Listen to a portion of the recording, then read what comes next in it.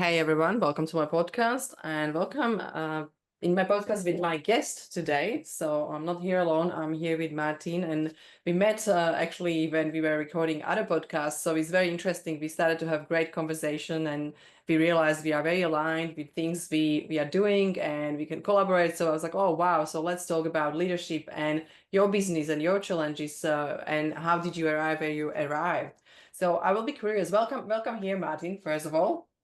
Thank you very much for having me, Alexandra. It's Yeah. definitely a lot of fun to do this.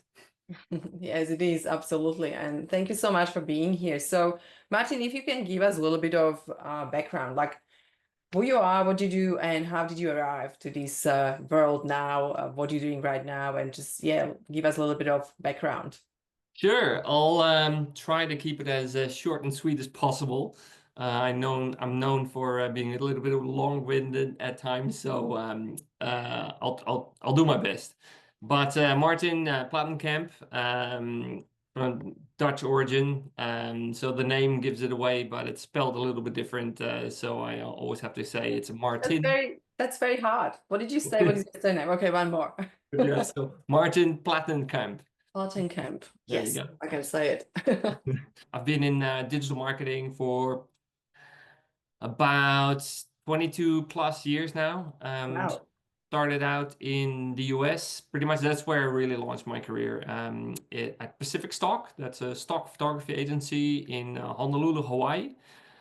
So that was great. Wonderful place to be in. I didn't get to see much of the beach. Everybody else did because I was always stuck in the office. So So that well, give me a little bit of time here. So you were in Hawaii and you didn't spend time on the beach. Seriously. not during the week. And so when you're Well, looking outside, you're seeing everybody's in bikinis and board shorts walking around with yeah, yeah. surfboards. And then I we would just say stuck that's in. commitment to digital marketing. Wow. That's amazing. Well, we did all have a lot of fun in the Yeah. weekend. Lots of luau's, as you would call the barbecues there, and Nice. hiking and surfing. But yeah, that's we had a nimble team at the time. I joined just when 9/11 had hit, and the whole GFC hit us hard. So the company wasn't actually doing that well, and I was brought in fresh out of uni. Pretty much, I went up to the boss, CEO at the time, asking her, "Hey, I don't know, we used to be 30 people, and now it's three." And Wow. yeah, that was a big that was hard at the That's a time. big cut. Yeah. And then I asked her, this we're just fighting over the phone for it when it rings. What's going to happen? What's going on? And she almost broke down in tears. The business had gone through a number of hard years. It was the stock photography land. So what happened was the whole digital transformation came in. Stock photography used to be like old school photography with the pictures and everything was on film, and that's everything is digital now. So the whole transition, the company had just gone through that, but GFC hit the company so hard. So there was two big loans. The company was in the red. So I pretty much said, okay, give me some tiny bit of budget. Let's work with the team.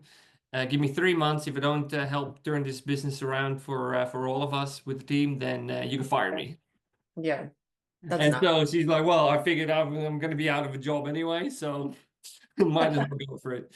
But we did. We turned the whole thing around. We had these beautiful catalogs. So we did old school, made these really nice packages where we sent them off to old clients, new clients, revived old relationships, and really worked our butts off. Within about 1 year, we were back in the black, which is really good. So within about 2 years, we had a 300% turnaround, which is Nice. great. That's great. Yeah. And then, as you do, I got married with my lovely wife. Okay. So that's how it follows, right? Like the first Yeah. business needs to work, then married. Okay. But she was living in Sydney, Australia. So yeah, we were going back and forth between Hawaii and Yeah. Sydney. and that was rough. So we made a pact. Okay, whoever gets their permanent residency PR first, that's where we're gonna live. So 3 months later, she calls me up. Hey, pack your bags. I won. Um, Oh, wow, that was fast. yeah, my boss wasn't too happy about that, Yeah, I but can she did imagine. understand. Yeah, she did understand. So I moved over, had to start from scratch again. So that was I was GM at the time in worked my way up from account manager all the way to GM in the US.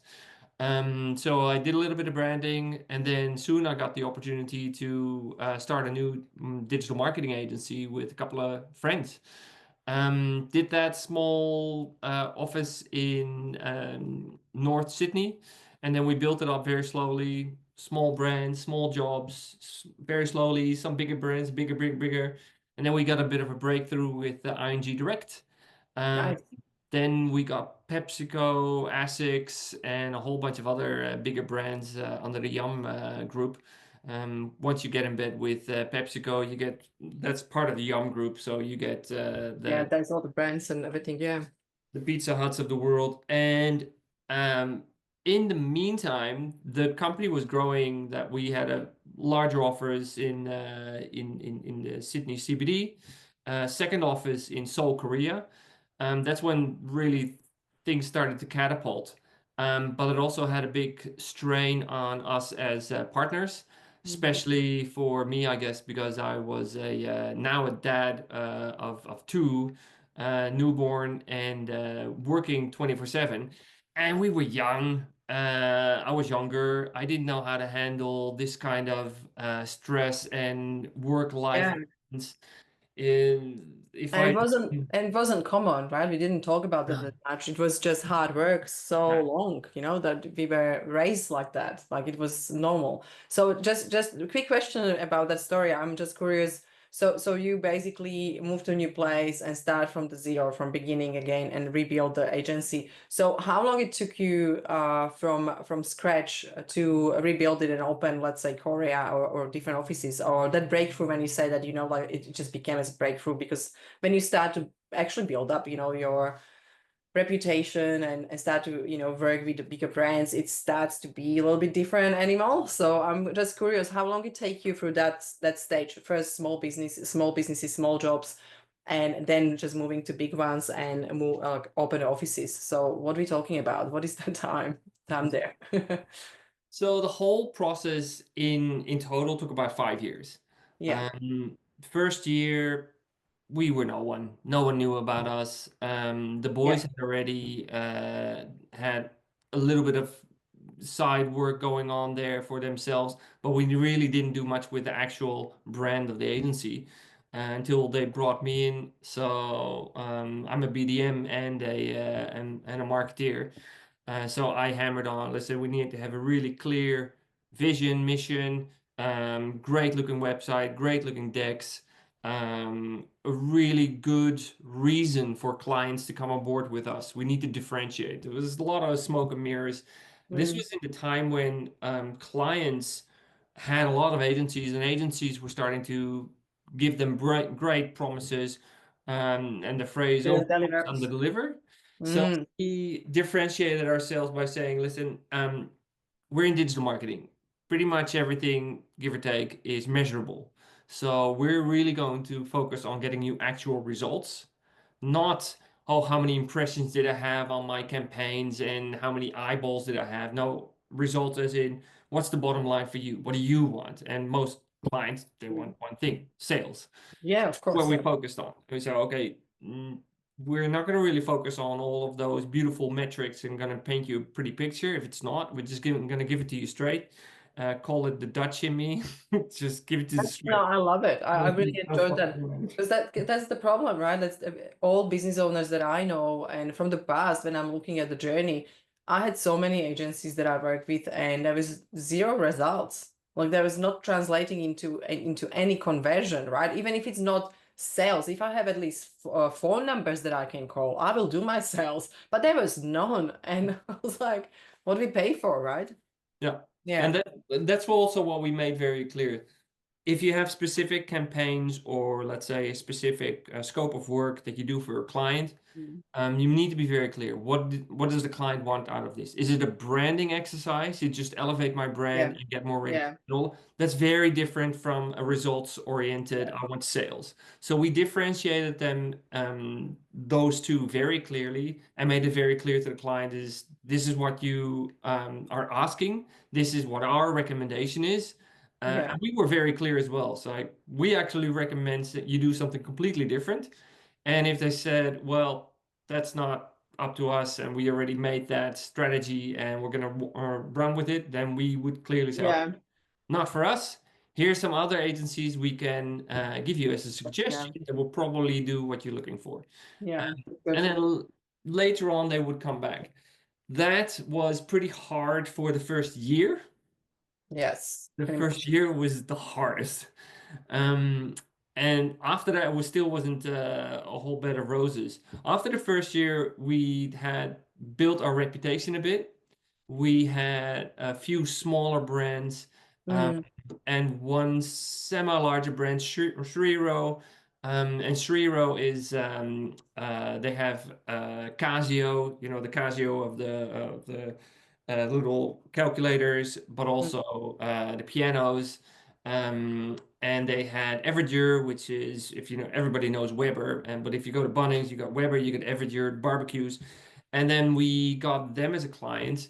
So that was medium-sized client, but nothing enough for us to actually build the agency through. So we were stuck with about, I think, don't quote me on it, but about 5 to 6 people in the agency at the moment, which is still a very small agency. So we really weren't growing that quickly, but we didn't want to as well because that's most fine. Yeah. agencies, yeah, Sustainable. Yeah. that's right. That's right. And that's exactly what happened. We wanted to make sure that we weren't shrinking and inflating the agency with staff just dependent on the types of clients and projects we would get in. And that was the key.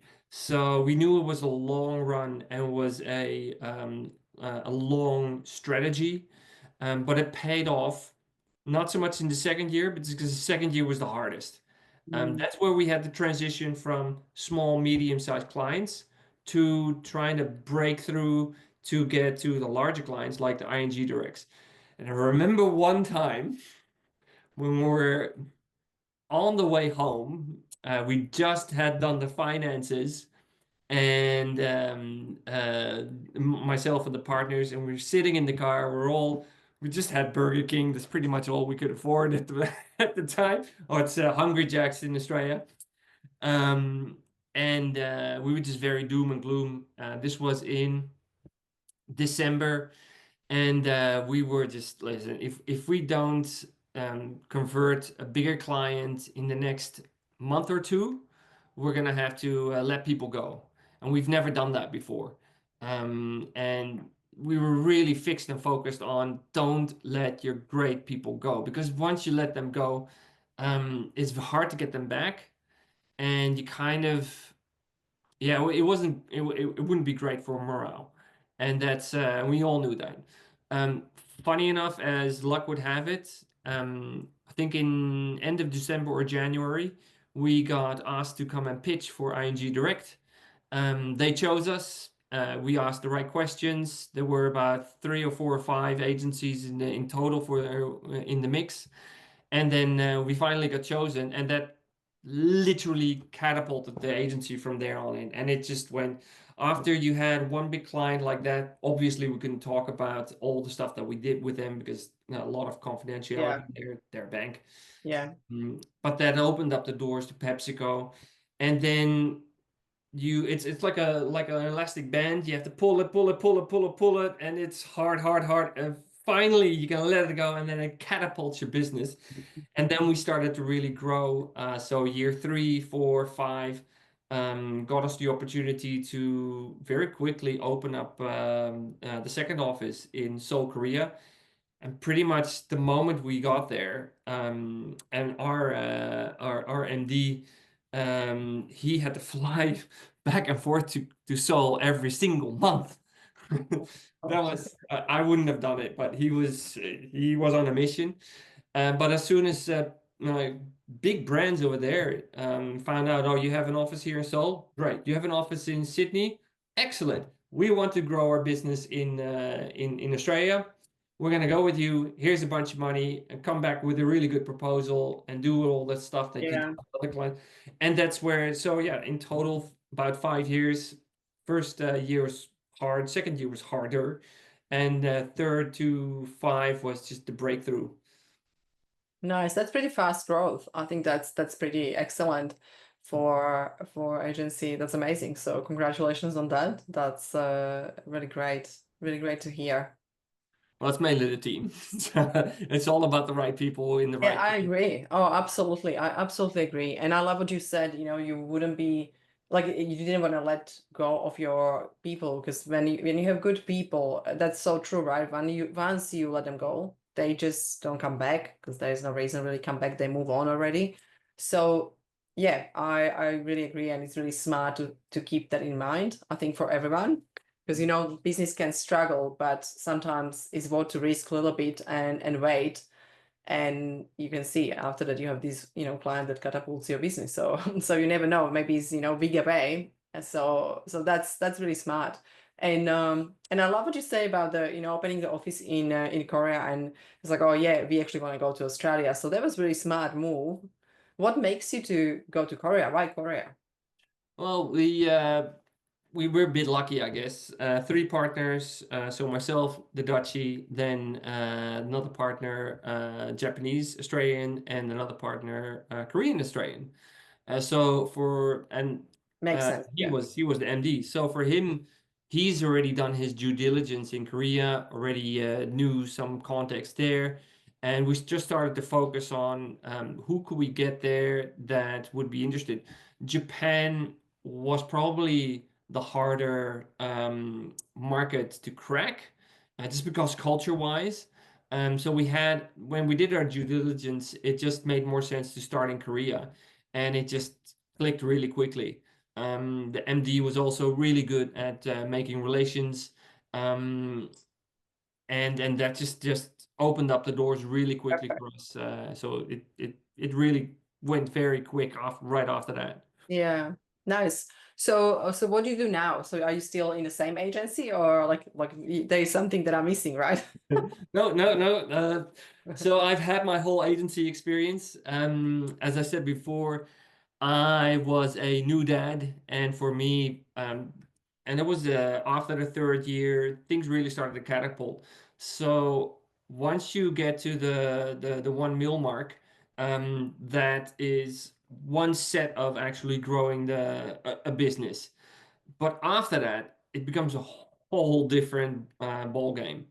So then you get a whole nother set of levels to play. It's like a video game, right? A whole another level Yeah, of bosses to conquer and what on a weekly base. And like I said earlier, we didn't know any better. Didn't know about coaching, didn't know about finding a good work-life balance. So we pretty much worked 24/7. And myself as a new dad, daughter of two, they're now a lot older. that's But I wasn't the dad. I was the guy that came on a Sunday to cut the roast, and then my youngest or my youngest couldn't speak yet, but my oldest would be kind of like, hey, who's that guy? Not yeah, like that, but it felt like that. yeah, So as you have it, my wife gave me a bit of an ultimatum. Say, listen, your health is struggling, clearly. Um, our marriage, well, that's one part, but you're really not a dad. And you know it. So something's got to give. And I knew it as well. So I had that conversation multiple times with my partners. They were very nice enough and gracious enough. So listen, if you want to get out, we can buy you out. And that's exactly what happened at the time. I won't go into the details because yeah. the confidentiality there as well, as you can imagine. But that was a great situation where I got lucky enough. So I sold my part of the agency. For me, it was also a bit like I've been there, done that, done it for so many years now. First, I did it in the US. That was an existing company getting out of the slumps and growing it back up again. Then in Sydney, starting an agency from absolute scratch and building that up again. And then I've had all this knowledge from sales and marketing. Um, it felt like I needed to do something else and not Mm, just agency side. yeah. So I really wanted to go to client side. Therefore, I became fractional CMO, which is like a fancy word for part-time CMO or part-time digital marketing director or marketing director or whatever. And I worked for client side, so I got the opportunity fairly quickly there to work with Apple News, with Google Singapore. So that was fun, big brands, hard work again, a lot of red tapes and a lot of confidentialities. So can't talk much about I was that. just going to ask a few questions, but okay. Yeah. No, So I can I don't want imagine. those guys to come after me with a gun. So No, I can imagine. So yeah. So basically, you decided to do what you do the best, right? So you're growing that marketing sales part. You can help actually. It's almost like you're that extension of the business, right? You can actually help businesses to grow through your strategies, your experience, and you can lead a team. I guess just to lead them to success in marketing and sales. So that's probably what everyone is missing, right? Like that's probably the skill. Not everyone. Let's not generalize, but I need to ask you because that part what you do is basically hardest for a lot of entrepreneurs or a lot of business owners. So what is like how come that is such a comfort for you? Like how did you develop the great skills in marketing and sales? How come that you can just take the business, grow it like nothing, like hire me or I will do it in 3 months. I can easily do it. Sorry, fire me or let me show you. So it's a beautiful way, having that confidence. So what's the secret? whew, what's the secret? Um, Honestly, a lot of experience. Yeah, makes Um, sense. Okay, that makes sense. But it's also changing a lot, right? Like digital world is changing a lot. yeah, well, it's not just experience. I do a lot of reading as well. A lot of making mistakes, Mm, but the importance with it is that's why I made the connection with it's like a video game. Every day you have to play a level and you have to conquer the level until you get to the end of the week where you have to fight a boss. And then you got to conquer the boss in order for you to get to the next level. And that's how you do it week by week. Um, Number one, you have to educate yourself. Don't just rely on mm, what you think you know and what you think you can apply. I always say the moment you stop learning is the moment I pretty much die. So for yeah. me, life is a journey, and we should always try and keep learning Yeah. continuously. And there's some great authors out there. So there's some great um, thought leaders out there who've been there, done that. I decided at one point that I didn't want to do it as much for the multinationals of the world. I named a couple of big ones there. This day and age, I'd rather work with the startups and to start the scale ups, just because I've had the most experience in that. Again, in Yeah. Hawaii and again in Sydney. Um, and this day and age, um, digital and tech um, is growing so fast that we simply cannot keep up at all, even if we wanted to, Mm, if we try.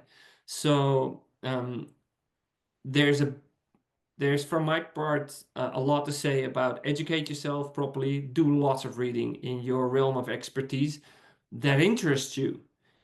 There's a lot of people who dabble into marketing, have no marketing education, and think, well, I'll give it a go. Um, but then they find out, is this really something that I love to do or that I want to do? So you yeah. really got to hone into it.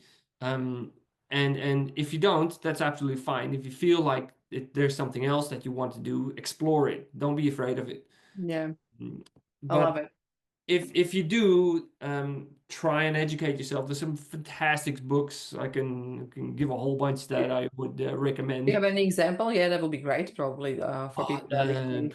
With for example, there's a couple of different ones, right? Because you have from my perspective, work-life balance. So you have the work side of things, marketing, sales, and you have the kind of bit of a woo-woo kind of thing that you want to keep in mind. Keep your mind, if your mind and Don't body call are me in line. boo boo. Don't So, call me boo boo. So no, no, it's like I will some people think of it as yeah. woo. I think of it as it's part of our life. I We're think all it's energy. So self growth or self care and all those things. I think that's that's right. important. Yeah. So I'm curious about marketing. Do you have any marketing or sales book that you will recommend to people? Number one for sales books, Jeffrey Gitomer. Jeffrey Okay, I is a have. great one. He's a little red book of selling. That's the first thing. Back in the day when I got stuck, it's a super easy read, and it just gets your juices flowing a bit more. And this day and Yeah. age, I don't know about you, but I get the feeling that a lot of people are a bit more afraid to pick up the phone and have an actual genuine conversation with someone. Oh Um, yes. and that book can really help you overcome either fears or blockers or anything, and get you on the right path of what works well for you in sales. This day and age, cold calling isn't always the best way to do it, and there's so many other different ways. You can do it with social. A picture says more than 1,000 words. A video says more than 1,000,000 words. Literally. Marketing wise, the Seth Godins of the world, Yeah. Okay. great ones. Marcus, what is it? Marcus Sheridan, James Okay. Whitmore. Absolutely. If you're not really into reading books and you're the kind of podcast kind type of person, James, especially for startups and start to scale ups. He's been doing it for so many years. Yeah. Business by design, fantastic to listen Yeah. I to, heard that. Yeah. and some really great help with how do I get that balance. When I was struggling through finding the right balance between work and life, those podcasts really helped me to he got me onto the whole Vision Likianis of the world with the mind valleys, Yeah. Joe Dispensas of the world, to open up your mind and broaden that Yeah. part of it. um, That's so important. Absolutely important. So absolutely, yeah. I know when we talk about that, it's just so it's changing the life, right? Like it's changing the way you look at the life, you look at yourself, you look at your balance, you look at your relationships, your parenting, your health, everything. And it really opens our eyes, like, hey, actually there is not only work side of the life, there's not only finance, right? There is so much more into life. So I think, yeah, I love when people start to get into more like, okay, what's going on in my emotions and mind, and realize that most of our lives we live actually in stress mode and busy mode, which is not really enjoyable. And I can tell because I was there as well. You've been there, I've been there, we done it. Not for me anymore. I can tell not for you anymore as well. So okay, so what keeps you going? That will be probably my question, because I'm sure there's something that you wake up in the morning and you're just going and you're always so passionate about your business and doing the stuff you do. So what it is, what motivates you, inspires you, and what keeps you going? Honestly, with that, it's a great question. What keeps me going would be the experience that I had, the good and the bad. And what keeps me going is to help other companies, um, and with their marketing departments and teams, sales and marketing, they need to be aligned, and they need to start working together. Sales can't do that without Yeah. marketing, marketing can't do without sales. But the bigger part of it is the team itself. Everybody needs to align on a vision and a mission. And that sounds corny and outdated these days, but it is really important from my perspective, because if you have a really good, solid mission and vision, then people will hone into that and they will get on to I on that I road don't think, to yeah, success with you. Yeah, I don't think it's outdated. I think it's actually more important than ever. So I would say it's something that has to happen. If the company or leader doesn't have vision, where are you taking people with you, right? Like where are you going? Who is going to follow you if you don't have a vision, right? So it has to be somewhere there in the company. But the biggest problem that I see this day and age is even if you have a great mission or vision and people will follow it, you still need to create a fantastic team culture. And here's the thing, Absolutely. with even though there's a lot of different personalities within our organization and within those teams, I think it is especially post-COVID, post-pandemic, people working hybrid or 100% in the office or 100% outside the office. And that brings a whole lot of extra complications with it. Yeah. Um, I think we also really need to create a better cultural structure. It's all about the systems and the structures you put in place that can help your team and your company, your brand grow as a whole, right? Um, it's really important to get that work-life mind and focus on business as well. So you have your business and you have the mindset and what do we do about that and how do we make sure that that keeps going and there's a really good balance between them to make Yeah. sure that the team doesn't get burnt out or doesn't get Mm. overworked or if you have really great people you want to do as much as you can to keep them right and it's not always about the money. Mm. A lot of the times it is about the mission. A lot of the times it is about what About the culture. I drives honestly, people. I think it's about culture. When you look at the Right? teams, you need to feel when you're coming to work. I think you need to Mm. feel good, right? If you the moment you're shrinking and you feel bad, Yeah. it's just the time when you will leave. One day you just don't come to work. You'll be like, no, I have enough. So Yeah. I think just such a simple thing, right? Like, because I know like there is so much more, in the organization that needs to be in a place, but it's such a simple thing because if culture is bad, people don't feel good, they don't want to come to work. And I think it's actually such simple. It's simple as that. So all other stuff, yes, I agree, mindset and business and mission and vision and values and all that. But I think that's all what creates the culture, right? So people actually have something they can say, okay, we have common goal, we had common behaviors, we want to be like this, we want to be known for this. So I agree, but I want to take you back because you are going away from my question. Okay, so what keeps you going? So you said that helping people to have their marketing and sales, in a place. Um, and you said something else, but what keeps you going? Is there some kind of special drive that you have internally that Mm. you wake up and you're like, yes, I'm doing this. So what keeps me or what gets me out of bed is to make sure that number one, um, you align your marketing and sales team. Um, Number two, create that cohesive mission and vision, and then a really good culture. And then once you've done that, you you do the normal marketing and sales stuff, the strategy, the implementation, the execution Yeah. with the whole team, etc. That's where still everybody says, or lots of people say it's a bit of a bit of a dirty word these days, but synergy is what I'm always after.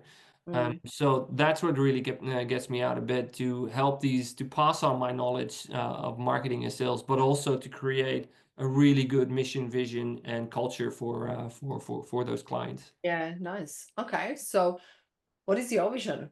What's next for you? What are you looking to achieve? Well, for me, I had a really nice client last year, 8 Seats, which is a startup run by a very good friend of mine. He was the CEO and founder of Amnesia Razorfish, um, first, if, arguably the first digital marketing agency in Australia.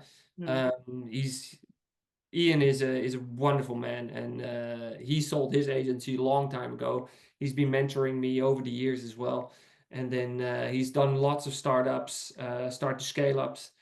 So I did that last year and helped him with the strategy, marketing, go to market for ANZ, but also the US. partnership, etc. So for me, I just finished that contract at the end of last year. They're now in the position where they got completely funded, so which is great, and they need a full-time CMO. So that's not really where my desire is. So I'd rather just look at some. So I'm actually open for other CMO things in the coming year. I never really actively look that far. Usually, just things come when they are when it's the right time. So yeah, nice. Okay, so you're looking to get some great collaborations as a CMO to get back into market, so you can help another amazing company to grow. So where people can connect with you? Easiest would probably be LinkedIn. I'm quite active there. So Marteen Platenkamp. But then yeah, if you spell my name correctly, you'll find me. You No know doubt. what I will do? I will share your LinkedIn profile Oh, link there you go. in the description of the podcast. So guys, you don't need to be struggling because I wouldn't be able to write your name as well. So let's help people. So yes, all information about Martin you will find in description of this podcast. I'm really grateful for your time because I know how busy life gets. So thank you so much and wish you all the best. And I hope we will reconnect one day. So thank you for being here. Absolutely. My pleasure, Alexander.